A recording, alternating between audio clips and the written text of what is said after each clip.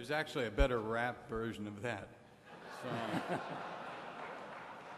So, last night when I was packing, my wife said, "Remind me where you're going," and I told her, and she said, "Oh, that's marvelous." She said, "Are you going to be asked to make any comments?" And I said, "I'm sure they'll expect something."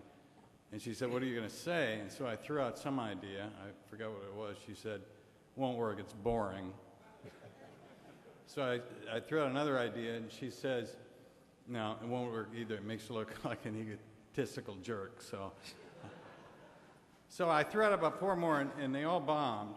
And so I said, "Okay, Smarty, what should I say?" And she said, "Tell them about the $5,000. So I'll try to make this short.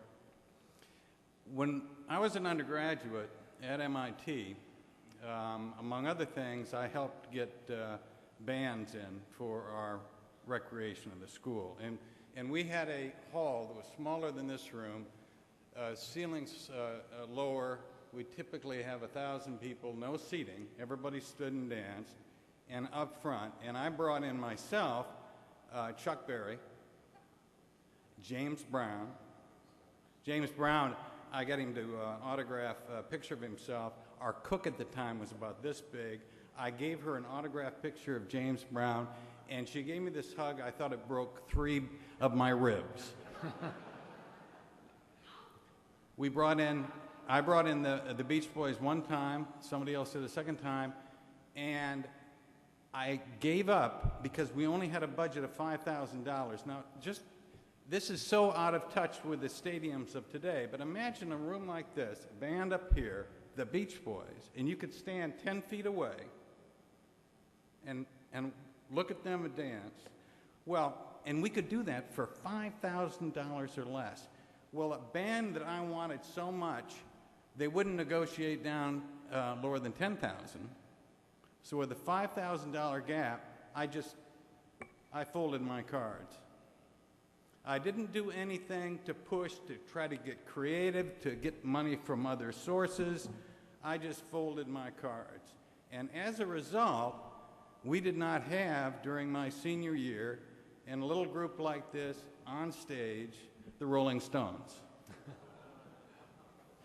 I'm sure she's asking me to tell you this, partly because she enjoys having me tell you how I've made mistakes in the past, but it's something that she's learned, and she would want so much to say if she were here today. She's at Harvard MBA at January 1st, when everybody said don't start a business. She did one with a Microsoft executive. It's growing like you wouldn't believe. She has achieved so much, and she's done it by doing precisely the opposite of what I did in that situation, which is if you bump into a barrier, don't expect it to be a barrier. Never allow yourself to be boxed into a box.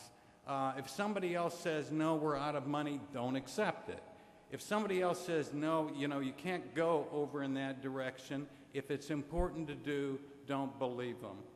Just do it. That's how you make a mark. She is from 30 years now, has lived in Harvard Square in Cambridge, Massachusetts. For those of you who do not know Cambridge, Massachusetts, we have 4 Republicans.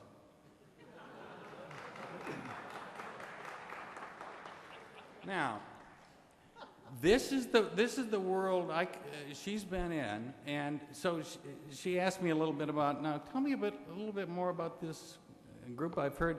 So I went out and I dug out a few volumes that I've been collecting over the years of information that the Mass Delta people have been passing on to me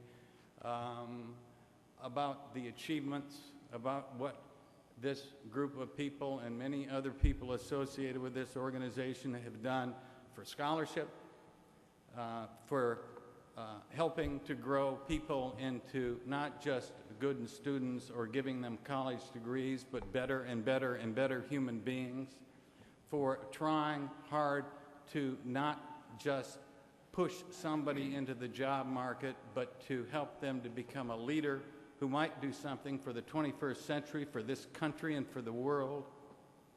And after 20 minutes of that, all she could say was, wow. I wonder if at times we recognize how special we are. And as somebody who hasn't really reconnected with the fraternity until the last few years because of some of the wonderful things the people at Mass Delta have done, I can look in more as an outsider than I think almost anybody in this room. And I want to tell you, as a quasi-outsider and as my wife, a complete outsider, you are very special in a world that desperately needs more special people. And so you congratulate me tonight. No. I showed up to congratulate you. Good work. Keep it up.